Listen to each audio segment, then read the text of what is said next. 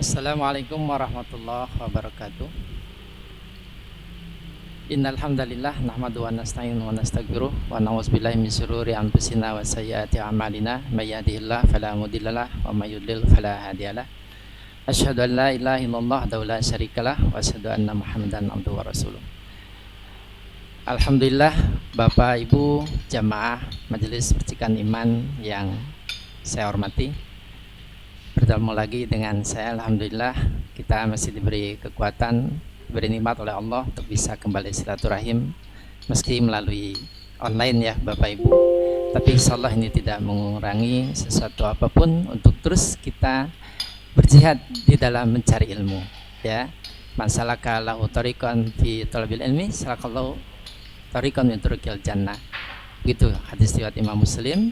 Siapa yang berusaha kuat untuk mencari ilmu, maka Allah akan sediakan salah satu jalan menuju surga, masya Allah ya. Mudah-mudahan kita termasuk diantaranya, amin ya Allah ya alamin. Baik Bapak Ibu jamaah MP yang dirahmati Allah, seperti biasa sebelum nanti guru kita semua Ustaz Amiruddin menyampaikan nasihatnya, ada kajian pembuka terlebih dahulu selama kurang lebih 15 menit ke depan. Saya akan coba membahas salah satu tema yang mudah-mudahan ini berkenan di Bapak Ibu semuanya, mengenai sumpah dan nazar. Tadi sudah disinggung oleh Kang Yusril ya, sumpah dan nazar, bukan nasar atau nastar apalagi. Nastar mah enak ya, Bapak Ibu lebih tahu. Baik, langsung saja kita bahas pertama kali mengenai sumpah. Sumpah dalam bahasa Arab itu ada bahasanya ya, secara bahasa al-yamin, ada juga al-halfu atau al-hilfu, ada juga al-qismu, al-qasmu.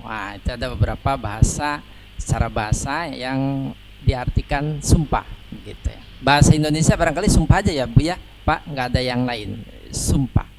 Bagaimana tinjauan syariat Islam mengenai sumpah ini? Ini tidak boleh main-main karena ada konsekuensi syariatnya ya. Sumpah yaitu satu kata atau ungkapan yang disampaikan dengan mengambil nama Allah. Nah ini yang harus jadi catatan, dengan mengambil nama Allah atau sifatnya untuk menguatkan apa yang disumpahinya, apa yang disampaikannya, itu disebut sumpah ya. Nah yang lebih mudahnya, biasanya kata atau maaf, nama Allah yang diambil itu demi Allah, wallahi, wallahi, wallahi, demi Allah, sing demi Allah gitu kan, dan sebagainya. Itu seringkali terungkap di tengah-tengah kita, di tengah-tengah masyarakat kita, yang kalau kalau satu, dia memiliki tujuan untuk menguatkan kata-katanya, baik itu berita, baik itu menyanggah, baik itu berargumen dan lain sebagainya, maka itu sudah masuk wilayah sumpah yang ada konsekuensi hukum syariatnya. Jadi hati-hati Bapak Ibu semuanya saat kita mengucapkan demi Allah dalam obrolan, dalam ungkapan-ungkapan kita sehari-hari, karena ada konsekuensinya ya. Maaf bagi yang sudah terbiasa, tolong dievaluasi ya. Setak setik gitu kalau bahasa Sunda ya, sedikit-sedikit demi Allah, kurang mah henteu demi Allah dan lain sebagainya, itu mohon dievaluasi lagi karena ada konsekuensi hukum syariatnya. Apa itu nanti kita bahas ya. Baik, ada 3 macam sumpah. Yang pertama sumpah al-lagwu. Al-lagwu itu artinya sumpah yang sia-sia, dia tidak memiliki konsekuensi hukum. Biasanya sumpah demi Allah, kalau dia mengambil demi Allah hanya untuk menguatkan unsur-unsur yang bersifat pribadi.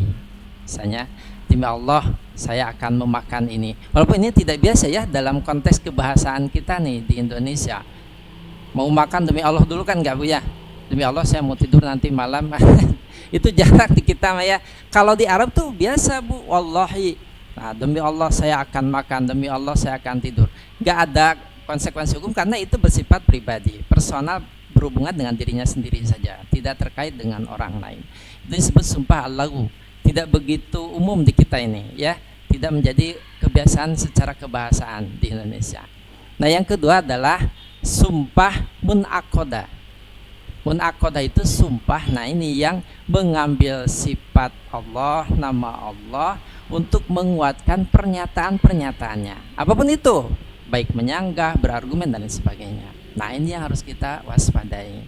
Misalnya pada saat ibu ngobrol dengan seseorang, dengan siapa, menyampaikan kabar, berita tentang A, B, C, orang dan lain sebagainya, ketika lawan bicara kita meminta penegasan, betul eta teh, betul enggak, sing demi Allah. Nah, ini sudah lain ceritanya, ini sudah masuk kategori sumpah munakoda, ya, yamin munakoda, sumpah yang ada konsekuensi hukum karena sudah menguatkan pernyataan gitu.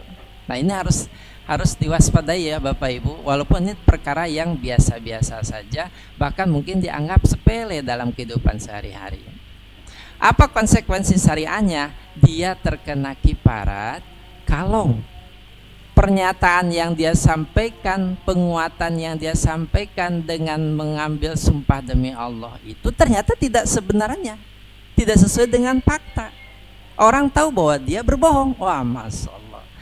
Hati-hati Bapak Ibu semuanya, jamaah MPI ya, sudah sama-sama tahu sekarang. Sebaiknya jika ada, insya Allah saya yakin kalau jamaah MPI sudah hebat-hebat semuanya ya Bapak Ibu, tidak mengobral demi Allah. Ya. Tapi kalau misalnya pernah teringat, sadar, oh saya pernah melakukan itu Ustaz, saya pernah demi Allah, padahal saya sebenarnya meyakini, mengakui bahwa itu tidak sesuai fakta, tidak yang sebenarnya. Masya Allah, hati-hati Bapak Ibu, ada konsekuensi syariat yang disebut dengan kifarat kalau ternyata itu tidak sesuai dengan yang disumpahinya, demi Allah padahal tidak, begitu ya. Nah, apa konsekuensinya? Ini ada dalam surat Al-Maidah 89. Ya, saya baca intinya aja ya, kalau dibaca surat mungkin terlalu lama. Yang pertama, kifarat sumpah. Sekali lagi, kalau dia mengucapkan demi Allah, bersumpah dengan sesungguhnya padahal tidak sesuai dengan fakta, ada kebohongan di dalamnya.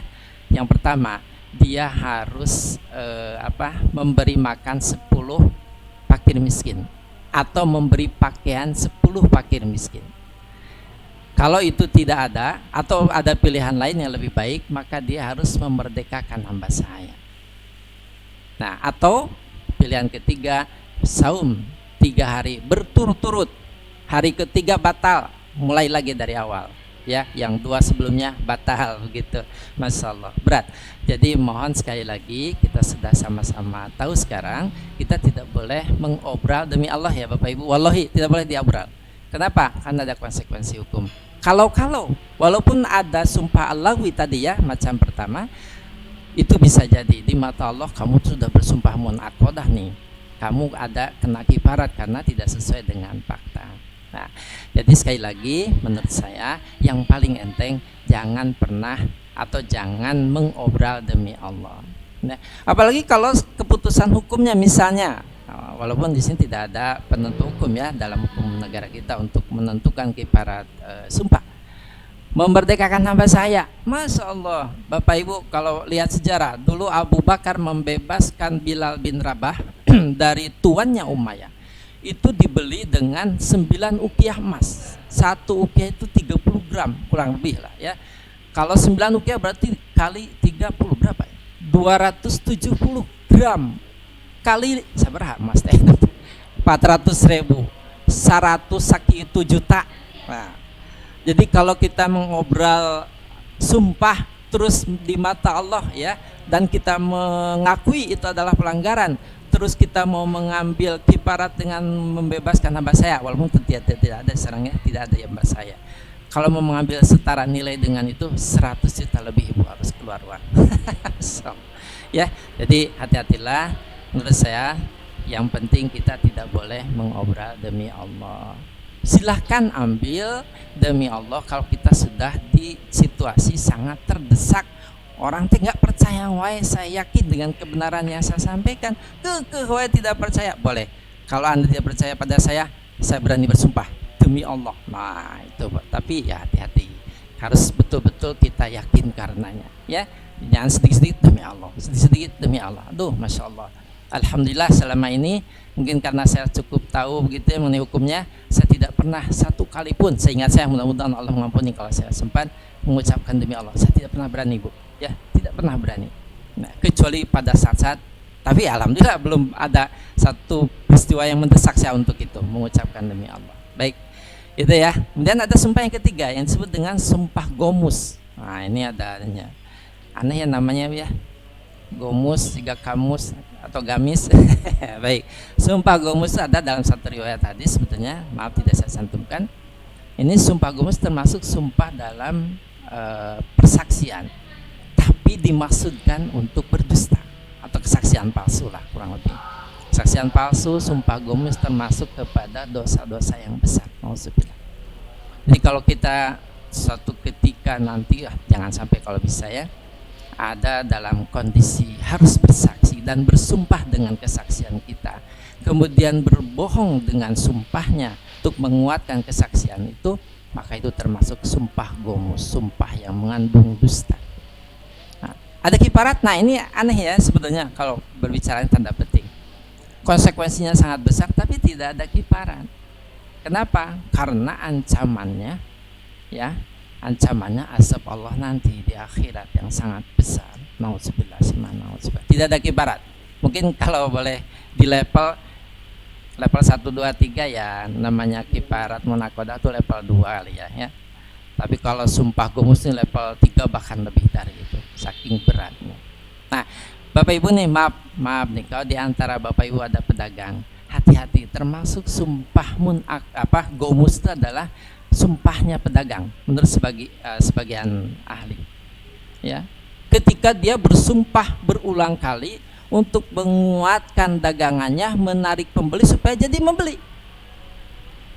Ibu ya leres merek sing sumpah ting demi Allah laras teh laras ti dituna sakit tumun padahal aduh masyaallah.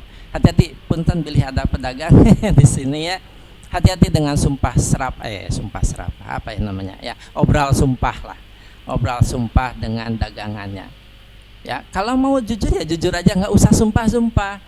Ini betul mereknya ini ya, saya jual segini karena memang dari sananya segitu, saya ngambil keuntungan segini. Kalau mau dirinci ya, tapi jarang pedagang modal begitu. Paling tidak jangan pernah berbohong diikuti dengan sumpah. Ada 2 dosa ya, 1 berbohong, 2 dengan sumpah yang berisi kebohongan, itu termasuk sumpah gomus. Jadi hati-hatilah ya, hati-hati. Nah, bagaimana dengan sumpah jabatan, kira-kira masuk kemana nih? Ya, ke sumpah lagu, ke sumpah munakodah, atau ke sumpah gomus. Nah, saya persilakan Bapak Ibu untuk menyimpulkan sendiri ya kalau sumpah gomus, sumpah jabatan. Baik, karena waktu kita langsung saja lah ya, masuk ke pembahasan nazar. Nazar itu sumpah-sumpah juga, cuman sumpah pada diri sendiri, janji pada diri sendiri untuk melaksanakan suatu hal, itu nazar. Itu sudah cukup familiar lah ya dalam keseharian kita. Itu disebut dengan nazar. Jadi mewajibkan diri sendiri untuk melakukan satu hal yang bersifat kebajikan di suatu saat. Nah, itu disebut nazar. Bagaimana dengan hukum nazar? Sebetulnya ada satu hadis Rasulullah anin nazri. Rasulullah melarang tentang nazar. Nah, ini ada catatan di sini. Tentu tidak sampai haram. Apa mutlak kita tidak boleh bernazar? Tidak juga. Tapi maksud Rasulullah, pesan utamanya adalah kita tidak boleh bernazar, obral nazar lah kurang lebih. Kita tidak boleh obral nazar, ya, sedikit-sedikit bernazar. Ketika ada satu momen yang sangat penting, satu peristiwa yang sangat penting, saking bahagia dan lain sebagainya, kemudian kita bernazar, nah itu bagus, ya. Silahkan sebagai rasa syukur kita kepada Allah. Tapi kalau sedikit-sedikit bernazar mah itu tidak bagus. Kenapa? Karena ada konsekuensi hukumnya juga.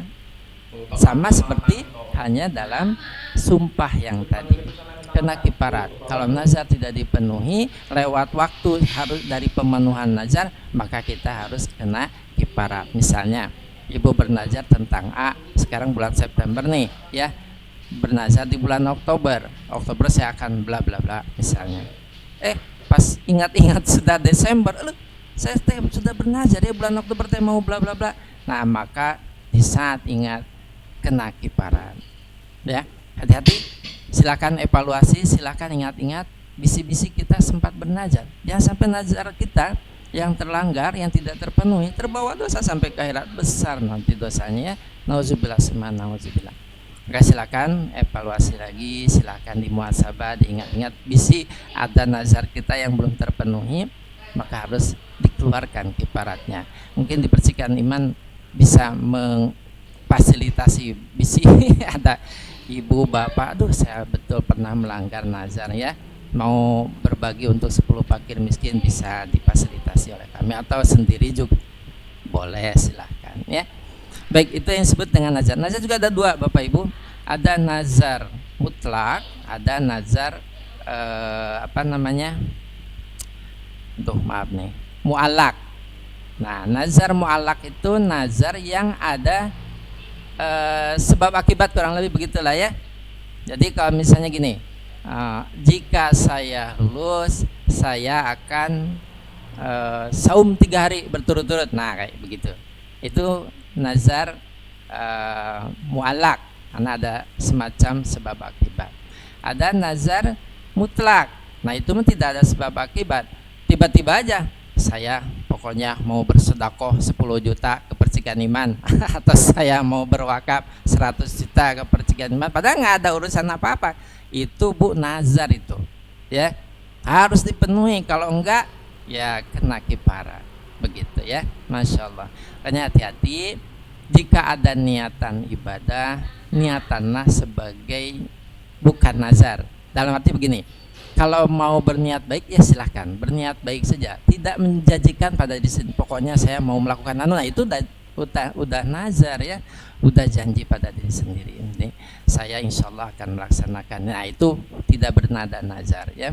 Baik, ini kayaknya mungkin akan menimbulkan beberapa pertanyaan, silakan boleh dikirim ya, insya Allah nanti akan saya jawab di kesempatan lain. Tapi pada prinsipnya mari kita menjaga lisan kita untuk tidak mudah satu mengobral sumpah dengan ungkapan demi Allah. Kan ini sudah menjadi kebiasaan kebanyakan orang dalam kehidupan sehari-hari karena ada konsekuensi syariat. Yang kedua, kita sebetulnya tidak diperkenankan untuk banyak bernazar. Silahkan bernazar pada satu kesempatan yang sangat penting, yang sangat berharga dalam kehidupan kita. Silahkan evaluasi, kalau ada sumpah kita, kalau ada nazar kita yang belum terpenuhi, segera penuhi ya. Kalau sudah lewat masa dari yang dinazarkan, maka kena kifarat. Nah, ini perlu ada konsultasi kayaknya ya untuk dibahas lebih panjang. Silakan bisa menghubungi pihak percikan iman lah Bapak Ibu ya. Banyak sini ada Kang Isan, Kang Yusri dan lain sebagainya. Mungkin dari saya cukupkan sekian dulu. Mudah-mudahan ada manfaatnya. Mohon maaf jika agak terburu-buru atau gimana, kurang begitu mengalir dan jelas. Bisa ditanyakan lagi ya, insya Allah. Mohon maaf segala kekurangannya. Aku lu qouli hadza, astagfirullah li wa lakum wa lakum minkum. Wassalamualaikum warahmatullahi wabarakatuh.